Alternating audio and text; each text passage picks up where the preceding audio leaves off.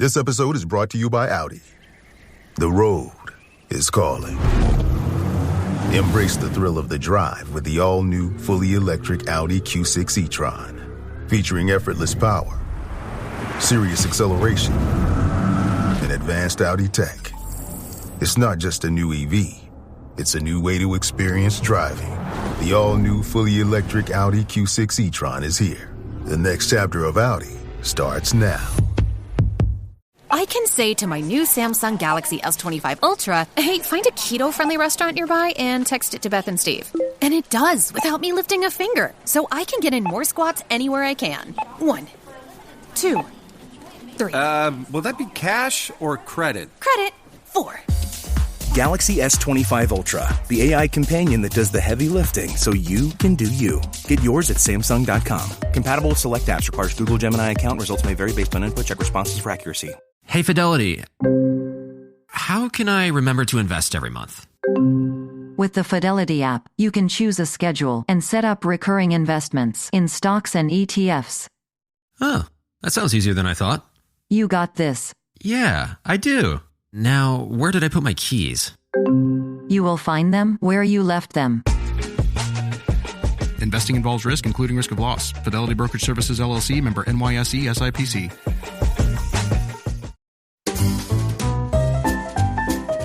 You're listening to the Animation Addicts Podcast with the Rotoscopers, episode 216, The Rescuers Down Under. Jake, the perfect Australian name.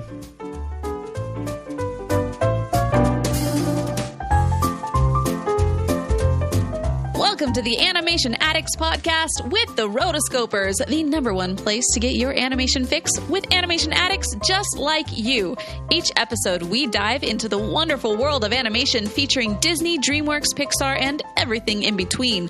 From hilarious discussions and movie reviews to interviews with industry insiders, this show's mission is to brighten your day through our love of animation. So hop on your nerdy couch, grab some snacks, and get ready to hang out with your animation besties because it's time to dive into today's episode.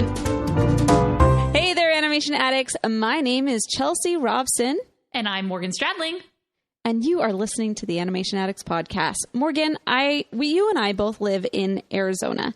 And I've seen some pretty crazy critters in my day. How about you? Oh, yes. Rattlesnakes. That's pretty common. Gila monsters. Not quite what they have in Australia, I will say. Like, it seems like you turn your head and there's some sort of crazy thing over there down under, but we got our fair share. I agree. I want to take this moment to salute all of our listeners down under for your dedication in living in a place full of creatures that want to kill you. We tip our hats to you. Today we were talking about the Rescuers Down Under. Before we get started, I want to mention our 5-star review of the week. This one is from GXL Gamer and says, "Thank you, exclamation point, exclamation point, exclamation point." And they said, "This is literally the best animation related podcast." Aw. Yay. It's so much fun to hear, and they don't sugarcoat their thoughts on the films they discuss, which is awesome. Thank you for making my day many times. Well, many times over. Thank you, thank you, thank you. I love it. I love that too. Of course, you can leave us a review, and we love your 5-star ratings and reviews. It really does make our day and mean a lot to us. Yeah, it's also, I mean, as you mentioned on one of our last ones, it's like everybody's got a podcast. It's true. And there's so many that are like popping up every single day. But we have been recognized in the past as being in like the new and noteworthy, or it would be really cool if we made that list again. And one of the ways you can get us up there is to go and leave us a review. So that is my challenge to you. If you've not left a review, go and do it. Yes, you can leave, a little blurb, and that's how you get read on the show. But even if you just go to your podcast app and you hit that 5-star button, we would appreciate it so much. Let's all do it. Let's just inundate them with 5-star reviews, and they're like, we gotta promote this again. So we gotta do it again. Let's do it. So Chelsea, are you ready to go down under? Insert really cool music here. Take your plans out of the group chat and get long weekend ready in new Abercrombie. From day to night, pack new outfits for every part of your itinerary. Grabbing brunch, throw on the A&F Mila dress. Then head to your dinner reservation in their new bubble hem mini dress. And yes, permission to overpack for pics with the girls Abercrombie's best-selling Scarlet Squirt deserves a post in your feed. Your plans are worth it. Shop Abercrombie's new long weekend collection online or in store. Business taxes. We're stressing about all the time and all the money you spent on your taxes. This is my bill? Now Business Taxes is a TurboTax small business expert who does your taxes for you and offers year-round advice at no additional cost, so you can keep more money in your business. Now this is taxes. Intuit TurboTax. Get an expert now on TurboTax.com/business. Only available with TurboTax Live Full Service. This episode is brought to you by Progressive Insurance. Do you ever find yourself playing the budgeting game? Well, with the Name Your Price tool from Progressive, you can find options that fit your budget and potentially lower your bills. Try it at Progressive.com. Progressive Casualty Insurance Company and Affiliates. Price and coverage match limited by state law. Not available in all states.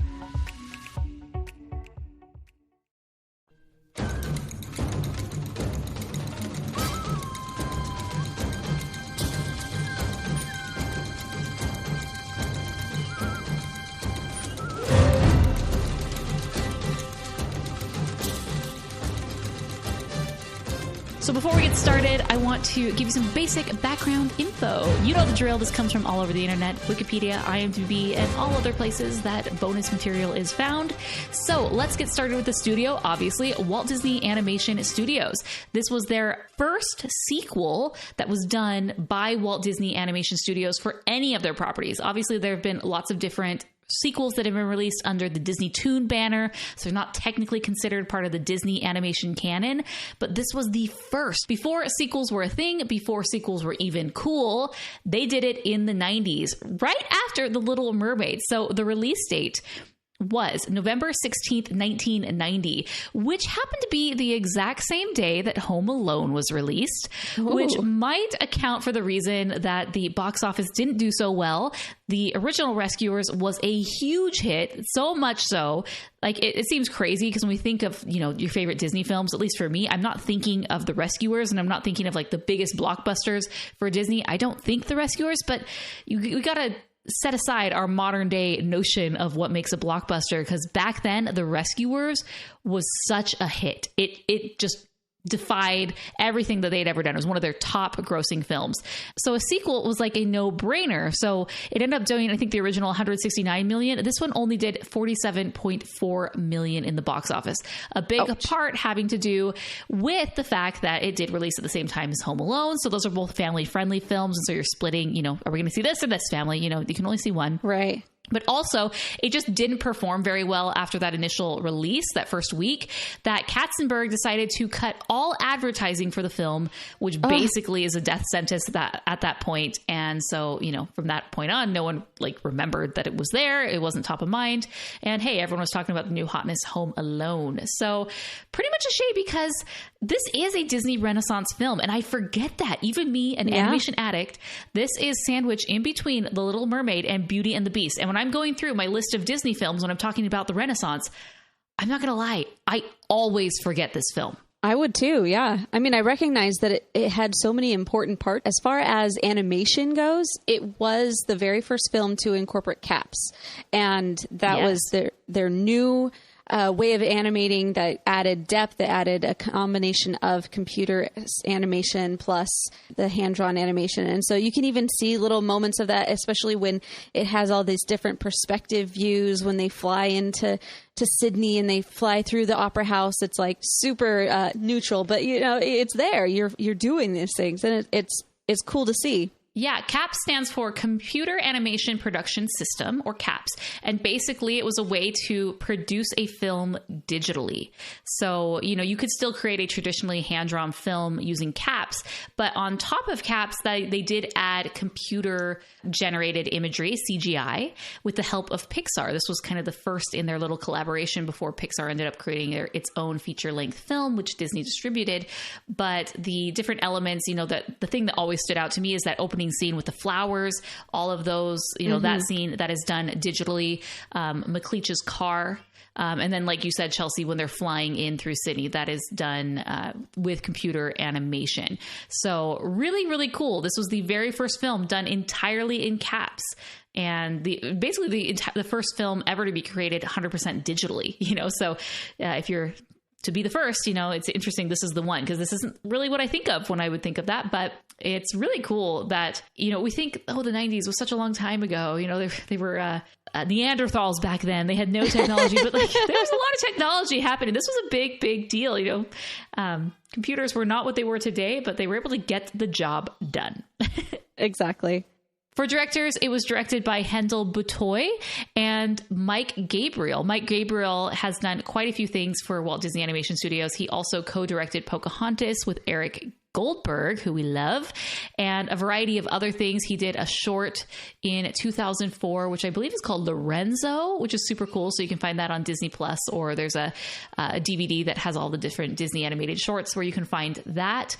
So he has continued to work for Disney Animation for a variety of things as in the visual development arena. But another person who is notable that was involved in this is Joe Rampt, who's one of the ones involved with the screenplay. And Joe Rampt is very prolific screenwriter and story artist. He was and eventually moved to Pixar and helped a lot with the creation of Toy Story. So if you're looking at the Toy Story art book, Joe Rampt, a lot of his drawings are in there.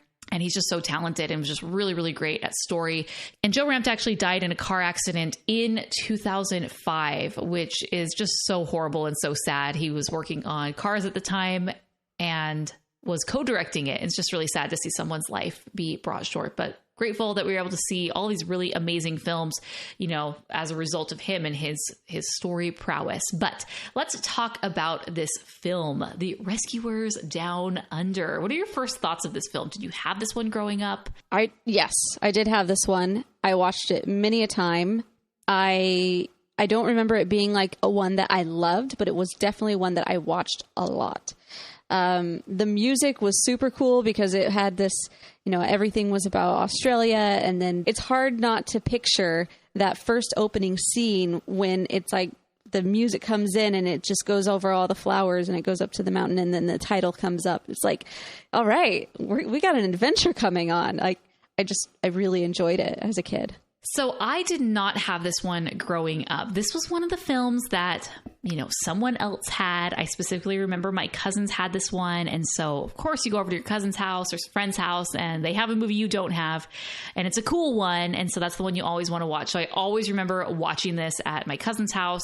I loved the opening scene with the flowers and the zoom in. I was always really captivated by how they were able to do that.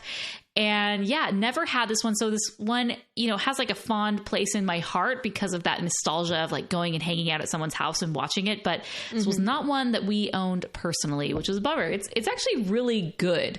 You can see, obviously, we're talking about caps. The animation quality is different. In the 70s, they were still using, the Xerox method where they'd scan it in with Xerox, and that has gone away. Now they're able to just do it digitally, which is awesome. And I feel like the characters, the same characters we know and love. They're just a little bit more polished. Yeah. And also the fact that it is a sequel, it just means that you don't have to spend half the movie, even 45 minutes of the movie until you get to the like final chase scene or something. You kind of start right away. And you don't have to develop Bianca or Bernard. You don't have to develop the Rescue Aid Society. They accept, okay, you saw it. Let's just move right in. Yeah. And I'm like, all right, we got this. One of the things that always stood out to me is Marahute, this rare golden eagle, who she actually isn't a real eagle. They kind of took and Frankensteined. Glenn Keane was the supervising animator for Marahute. And, they kind of Frankensteined a whole bunch of different eagles together, reminiscent of eagles that are in Australia, but they just made her huge. I just remember seeing Marahute and absolutely being in love with this character and how beautiful and big she was. Yeah, and expressive. Like, let's be real. This kid is on top of this eagle. And he's not like a small kid. Like, if you think about the actual size of this thing, it was almost like dinosaur size. Like, it's huge.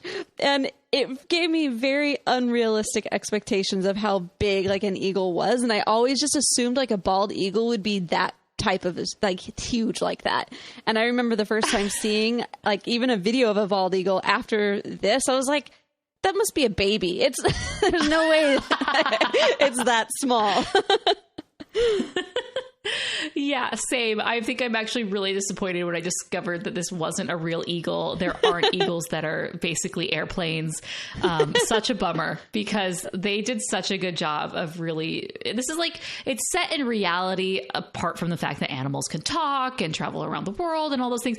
It's kind of set in reality. And so seeing that there's this beautiful eagle that doesn't exist is a bummer, but it's very whimsical. I love that opening scene with him riding on the eagle, befriending Marahute. And one thing that I think is really good in this throughout is the music and the score. The score was done by Bruce Broughton, who he was a huge Disney fan. He, speaking of Home Alone, actually turned down Home Alone to score this movie because he was a huge Disney fan and always wanted to work on Disney, which, hey, it all worked out. But it did. But just hearing the score, I think he did such a great job, because there's that motif, there's that leitmotif of kind of like the eagle music. Anytime that Marahute's around, it has this theme that plays. And, you know, when he goes back to the nest later, they play it again. And instantly, because he's established this theme and like how amazing and joyous it is riding on the eagle at the very beginning, instantly those feelings are brought back when he's back at the nest, you know, seeing her again, or at least seeing the eggs, and she's coming around. So yeah, I thought he did a great job on this soundtrack. I thought it's very, very memorable, and, you know, it combines, you know, different leitmotifs, as well as very down under elements, you know, Aboriginal elements, and like the drums. And I'm sure there was a didgeridoo in there at some point, but it felt that it just matched the location and what was happening. Yeah. So there's this point in time where he leaves his house. His mom is like, it's early in the morning. He just sneaks out, and is like, the mom said, "Hey, come get your breakfast." She's like, "I got some sandwiches in my pack." And she's like, "Okay, be home by supper." And I'm like, oh gosh, we live in a totally different world. Oh, I know. I thought the exact same thing. I was like, you wake up and you grab a sandwich and you see it at supper. I mean, I understand you live in the middle of nowhere, but you also live in the middle of nowhere, surrounded by deadly animals that, like Chelsea said, want to constantly eat you. Yeah. So he can speak to all the animals. I never got that talent. So some people, I guess, do. They all tend to be in Disney movies. But he knows how to speak to the animals. And then you have this kangaroo at this point, at the very beginning. She's like, "Oh, yes. There's another, the great eagle, Marahute. She's caught up in a trapper's nest. Go up there and be careful, little friend." And I still quote that all the time. Like, instead of just saying be careful, I'm like, "Be careful, little friend." But yeah, I always also thought that kangaroo was like the mate of the other kangaroo that McLeach had caught. Like, you meet later on while he's... yeah. And I always just assumed that they were supposed to be together, and he was the one, because he killed the husband, or he killed the father, the mate of Marahute. So it's like, obviously he's just going after, you know, all the males of each line. Like, what's happening? What's McLeach doing? Love it. So anyway, he goes up, he catches Marahute or unleashes her, and then she catches him. She shows him her nest, and then gives him that feather. And anybody who has seen this, I dare you to ask them if they did not do the whole feather against the face thing. Like, exactly how he does it. Like, I totally did that. And like, you go up the stem, and then you like go against. So dumb. But you like mimic these things. Yeah. These are memories that I have. So an interesting thing with Cody, Katzenberg strikes again. Initially, they wanted an Aboriginal child to be the main character, which makes sense. You are in Australia after all. And he basically said, no, according to Brenda Chapman, he just wanted a little white blonde haired boy. And so they cast the actor, and then they made him look like he was just a little blondie, which is fine because he's a fine character, you know, and Australia has a variety of people who live in Australia. But I think it just would have been much cooler and more interesting to have that representation there, because I have not seen any Aboriginal characters in animated films personally. But I just thought that was interesting that, Katzenberg, you know, the new leadership came in the 80s. Eisner did it, you know, and then brought in Katzenberg, and there were some really great things that happened. And other times it's like, yeah, it's just kind of like the movie business as well, like old school movie business. Like, nah, this is going to sell more tickets, or let's do this, or blah, blah, blah, blah. You know, I feel like it was just a different world back then for sure. Yeah, and I think it's more of like a mindset of sell to the masses as opposed to like actually be true to a story. So, right. I mean, you have your your mentalities. It's like, all right, whatever. I choose not to be offended. So move on. Oh, yeah. Yeah. We have to. The story is what it is. Move on and, you know, be better and make a different movie next time, you know. Yeah. So we go back to the Rescue Aid Society. And in our last episode, we went in detail about this. How is it run? How are they communicating? But with this one, so they have this emergency meeting, right? Because Cody, he gets trapped in the trap. The little mouse sends out a signal. And I really always liked having it go around the globe. So first it hits the Marshall Islands, which I know someone who lived in the Marshall Islands for a few years. Cool. So I think that was pretty cool. And then it hits Hawaii. And then, you know, it's hitting the United States and ends up back in New York. Then they hold this emergency meeting and everyone's already there. So this goes to I didn't want to bring this up last episode because I'm like, hold it in, Morgan, hold it in. It's for this episode. And so it seems like in this case that all of the delegates just permanently reside, at least at this point in time, in New York City, because before they were catching flights, they were arriving when their other delegates arrived and so forth. But this one, they were just all there and ready to go. Is there like a session of, you know, they come and they live during this time and then they go back? Let me ask. Hey, Julie. It could be, but, you know, conveniently for the plot. when the UN is in, do they have like a season that they're in, or do they come in regularly? Okay. Yeah, she said that they do come in there is a season that they come in and they stay, and it's like in the fall or something. So, yeah. But here's one thing that I was thinking at this point is, are there ever any other delegates that are sent out, or are they just... I assume so, but I think just over time, because there's not just like one child missing a year, or, you know, I imagine they get quite a few of these. But because of the movie and because of the plot, Bianca and Bernard are the ones that must be called upon. They are the best. So this is a mission dedicated for them. But they're not there. They're missing. This is sort of the Ariel, you know, when they're singing their song and she's missing. Right. They're not necessarily mad that they're missing, but they're just not there. So where are they? And this was another scene growing up that I loved. I just loved this scene of them at the dinner, having the pea soup and eating up in that chandelier. And so this is a little different. You know, we get a little bit more character arc with Bernard in this one. This is the classic Disney sequel of, we're going to have a sequel. The characters got together in the first movie. In the second movie, what are they going to do? They're going to get engaged, like Frozen 2. Although this movie does it much better than Frozen 2, I must admit. Yeah.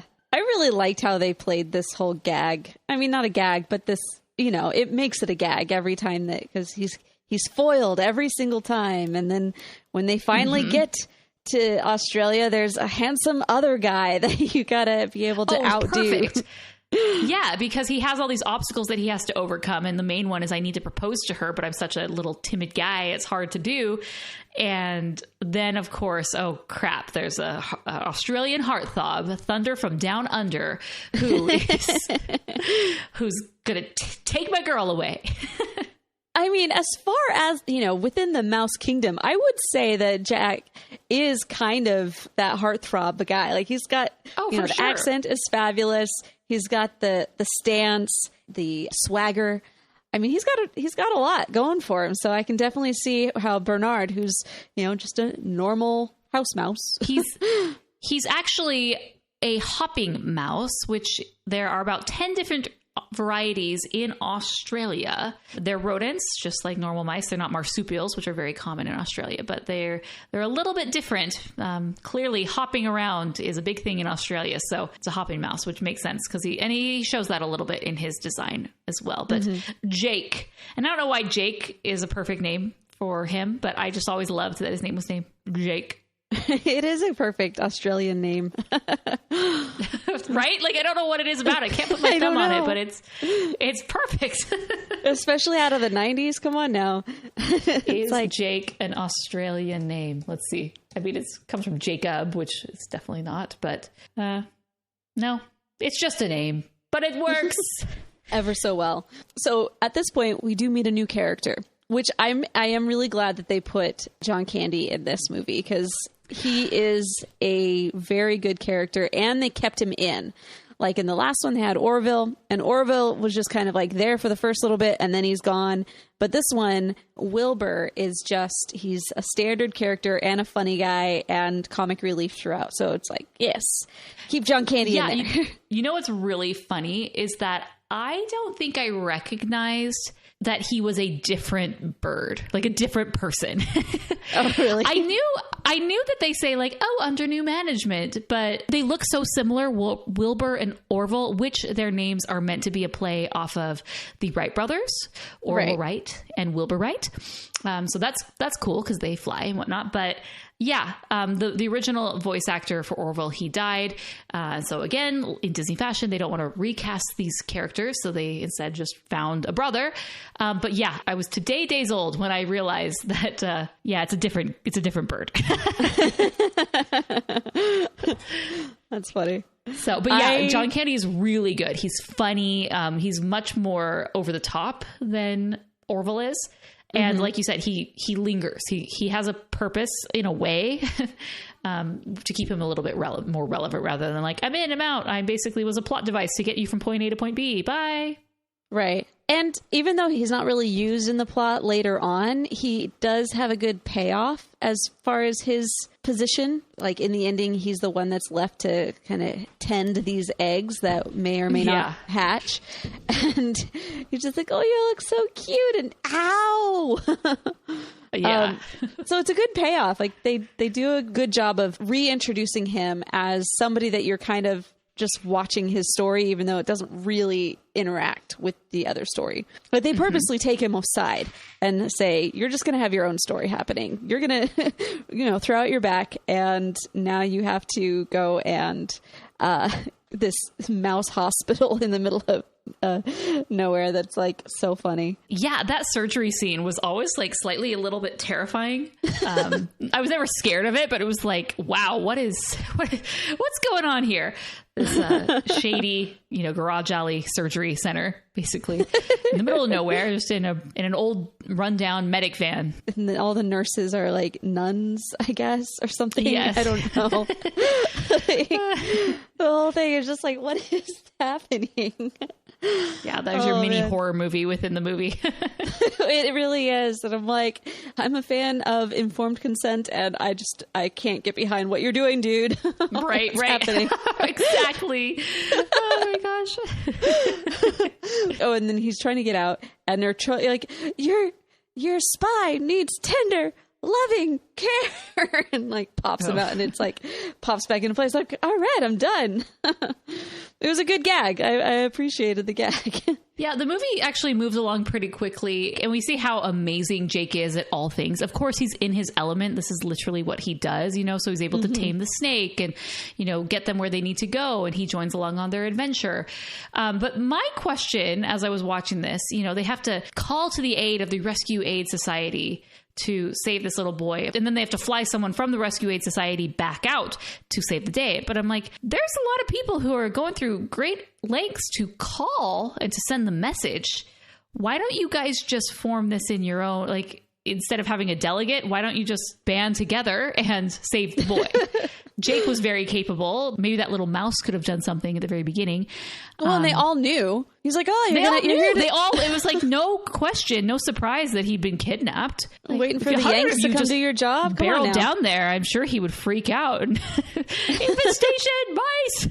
You'd be able to save the day right away. Yeah, I thought the same thing this time when I was thinking. I was like, wait, if everybody knows what's happening, why aren't they all doing this themselves? They're just waiting for something else. There's that moment where they are flying on the glider monkey thing. Mm-hmm.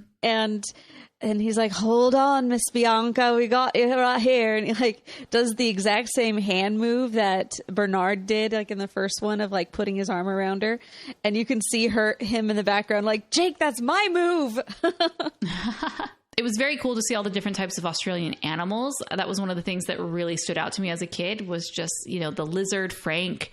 We don't have those here. Or, nope. Just the kangaroo, the koala, the different snakes, just all, Marahute, obviously, which, childhood dreams shattered that it's not a real animal. Right. It just was cool to see all of that and kind of be introduced to this new world. That was great. I have a question for you. Yeah.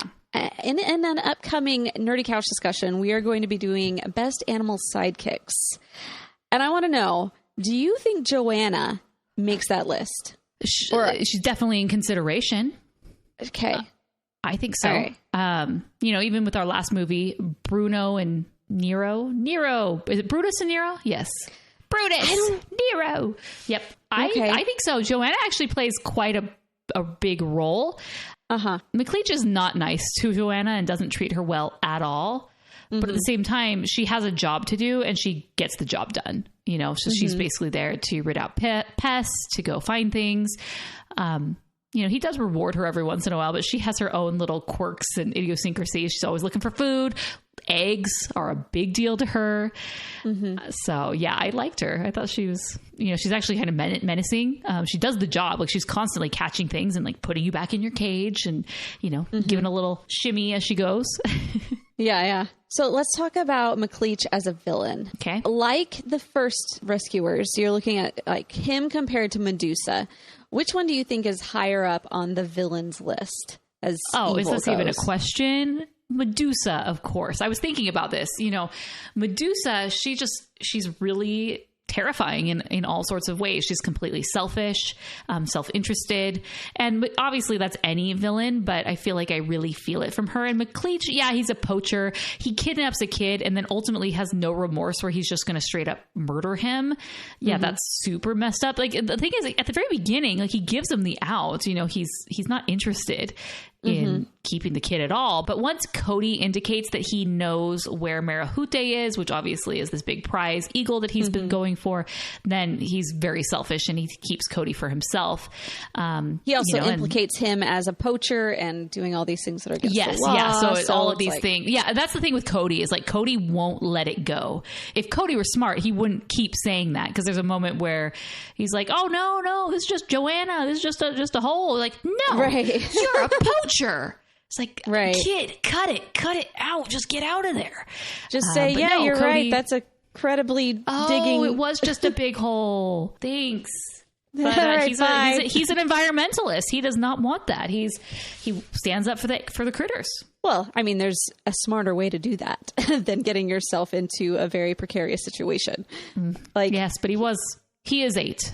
Yeah, he is super young. Yeah, so I think based on that, like, it was never his intention to take the kid and use the kid. It just happened to go along with the incentives that he was looking for. Mm-hmm. So, yeah, definitely Medusa is going to be the more evil of the two. Because she was just like, I'm going to take this orphan because I know that it's an orphan. She's an orphan. Mm-hmm. No one's really going to be looking for her. And I'm also going to use her for my own benefit. And I don't care what happens to her later. Yes. So, yeah. Disgusting. Really, really disgusting. But McLeach, would he rank on your top 10 villains list? No. Yeah. I mean, he's still up there as far as what he was willing to do. There's the point where he's like trying to shoot the rope down, which is really, if you know anything about how shotguns work, like that's not going to work at all. Oh gosh. I know. I saw that and I was like, no. Like that's not going to be a thing. Oh, and he says, I got to take this. He basically says something like, I got to take control of this myself or something. And I was like, there's I thought he was two just ways to skin a cat or something. Yeah. I thought he was just going to shoot him and take care of it right there. But nope, we're going to get the rope. It's just like, oh, okay. But McLeach takes Cody, puts him in this cage with other caged animals that he's apparently going to be selling. Maybe he's selling them to like black market zoos or on the black market to sell. I don't know what happens. But is there really that much of a black market?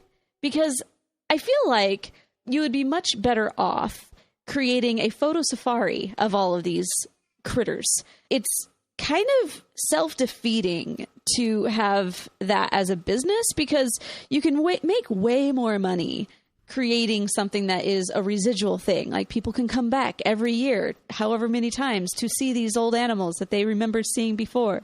Oh, yeah. The whole fact that he could have just like created an outlook to look upon Marahute's nest, and be like, okay, everybody, take pictures.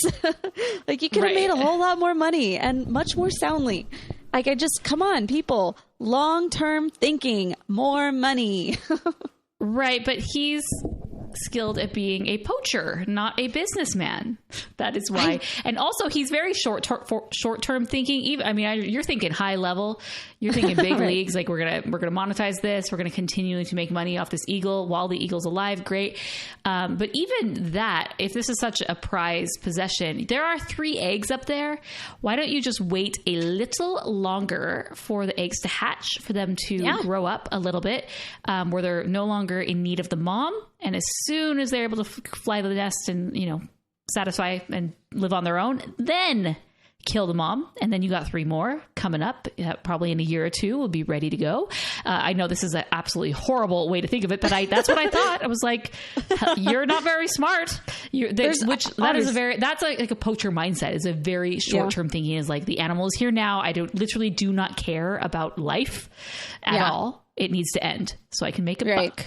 Yeah, those are different things. Like going back also to our last one, it's like he thinks that he's going to be rich by catching her and selling her or killing her. I don't know why or like where is his buyer? I don't know.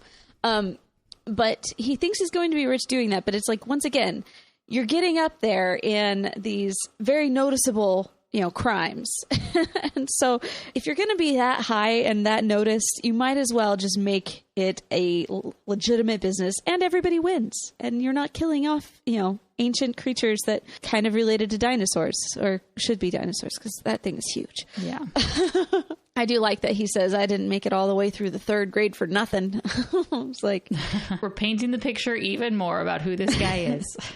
Not the smartest bulb. Or not the smartest bulb, but not the brightest bulb. Not the brightest bulb, no. A really great bit of Disney trivia is, what is his full name? Percival, is it J. McLeach? Percival C. McLeach. C. Darn it. The only reason I knew the Percival is because he's shouting, isn't he shouting his name at the end? Yeah. And I was like, Percival, That's that's also one of the Weasley names. Oh, yeah. Percy. So another thing about Bernard, we get a lot more about Bernard in this film, and there's a big period of time where he is separated from Bianca. And that's where we see a lot of his growth. He's very much characterized as being a very timid character, very superstitious, not necessarily in control of his life. He's letting these other things control him, like the superstitions, for example. And in this movie, he's still very timid and he's not so bold in being able to propose to Bianca. But they get separated, and then he really has to step up. He sees this threat with Jake, who potentially could be taking his girl, which I never believed that was going to be. It does imply that Jake is into Bianca, because she's beautiful and she has that swagger like every man in every man mouse in this world seems to be. But so he sees the threat there, and he realizes that he needs to step up, and he does that in multiple levels, especially when he's on his own and he's separated, and he gets I want to call it a warthog. What was it? It was a razorback, and grabs him, by the tusks and throws him down and gets him to do what he wants. He's very much copying what Jake does in that moment. And then when Cody falls into the water, he jumps in, no thoughts, just jumps in, suddenly gets this Hulk or Ant-Man level strength because he's able to pull Cody out from the bottom with just the rope, then tie the rope against the raging river, tie it so he doesn't go away. I'm like, wow, sign me up for that. Whatever you're drinking, I want a part of it. Maybe it's some of that homemade brew from the first movie. He got the recipe for the moonshine. Yeah, the moonshine. But yeah, we see all these things time and time again, that he is just being a hero and that he's really stepped up and he's taking control. And I really liked that because it makes the payoff at the very end when he does say like, okay, like we finally have a moment. I just need to do this. And it's kind of what Kristoff does in Frozen 2. He was trying to make a big deal. Well, no, they're a little different because in Frozen 2, Kristoff was trying to make a big deal about the proposal and make it this big event. Where in this one, he's just trying to do it. Yeah. It doesn't necessarily matter that it's a big event. It's like, I need to just get the courage to do it without the ring butterfingering out of my fingers. So yeah. So I just thought that was great. Like, I really like seeing him grow because it could be so easy just to, keep him as is. For the most part, Bianca doesn't grow. This isn't her story so much. Like, she's the same character from the beginning as the end. Whereas Bernard is not the case. Yeah. And there's even a moment when she is telling Cody, oh, it's okay. Bernard is out there and he's going to come save us. And then Jake's like, yeah, we're going to leave it up to old Bruno. He'll get us here. And he's like, oh, nice cover, Bianca. As though it's like, way to prop up his spirit somehow. And she's like, no, you don't know him like I do. Like, he's good. And I liked also seeing Jake's respect for him level up in the fact that he was the one that came in and saved the day. So yeah, yes. I like how they gave him a heroic change and arc because he was the one that needed it, I think, the most. In reality, you wouldn't be able to respect them as a couple because she is so much more courageous innately than he is. And I think you did need to see him kind of level up in order to be so that everybody can see that they are kind of equal partners in whatever they're doing. Yeah, it's awesome. Yeah, this was a fun romp down under. I think the best parts of the film are when we see Marahute. McLeach is a villain. He's okay. He's just like, he's bad. He's a bad guy, but he's just not super memorable, when I'm thinking about villains. And Cody is okay as well. He's really cute, but this isn't really as much Cody's story compared to Penny.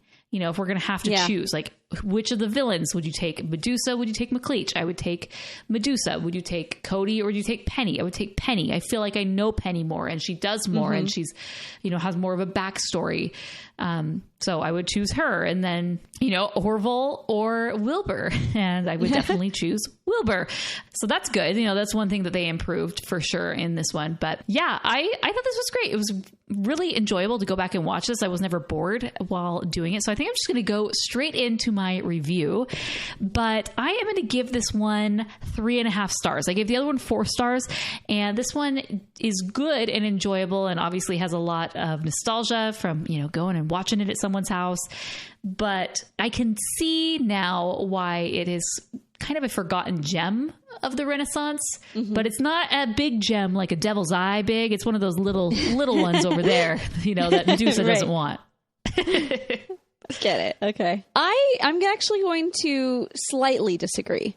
And I think that this was one of those rare sequels that I felt was better than the original, but mostly because I felt like the timing was a lot and the pacing was a lot better suited for screen and suited for your attention span. And it just was a fun adventure. The whole soundtrack included that. Every one of the aspects just kind of felt like it leveled up just a little bit. I do agree that if you're comparing the villain, if you're comparing the main kid, the original does have more memorable villains and rescuee. But I also like how they did give Bernard more of an arc, and it wasn't really, there was no growth or arc in the other one other than this was just a cool adventure that we went on. So those considered, I still give this one 4 stars, equal to the last one. But I do say if I were to rank them next to each other, I would put this one slightly higher. That might also be because of nostalgia too, because I ended up watching this one many more times than I did the first one. Interesting. That's in there.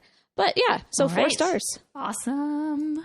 Let us know what you think. Go to rotoscopers.com/216 to give us your reviews. And also you can check us out on Instagram and find the post for The Rescuers Down Under and let us know your thoughts right there. Do you like the original or do you like this one better? Sound off in the comments. All right, everybody. Our next episode is where we will be discussing on the Nerdy Couch the best Disney Pixar buddy films. And I'm pretty excited about this one. It's going to be a fun one. Get ready, baby. And also, we're getting ready to do our monthly patron call-in show called the Rotocast. We do this every single month for the patrons of the podcast. And I want to give a big, huge shout out to all of our patrons. You are so amazing and you keep the show up and running. You're the reason why we're able to do this weekly. We're able to have fun nerdy couch discussions and review all these amazing movies. So another big shout out to the patrons. There's tons of cool perks that you get as being a patron. You get ad-free episodes that are released one day early. You get access to our episode recording document to see all the behind the scenes about how we record the podcast. We do bonus episodes. We have a whole bunch of other really cool patron perks, including our Facebook community where we have lots of fun discussions. So it's a really great way to join the community. So if you want to join the community and be part of Roto Nation, go to rotoscopers.com/patron. And again, a big thank you to everyone, past and present, who has supported the show. We love you and thank you so much. That's all that we have for today. And until next time, we are the Rotoscopers.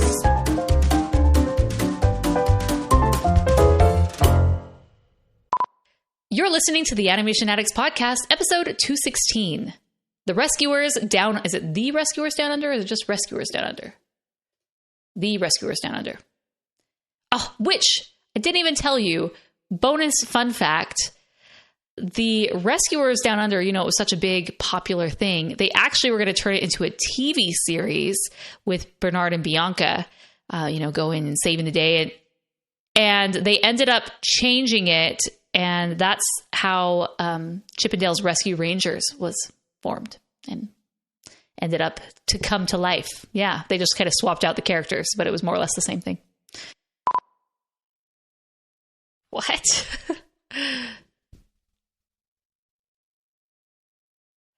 How about the Rescuers making child kidnapping fun?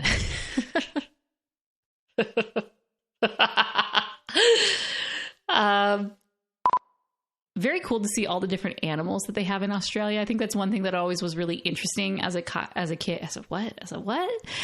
Yeah. Okay, start over.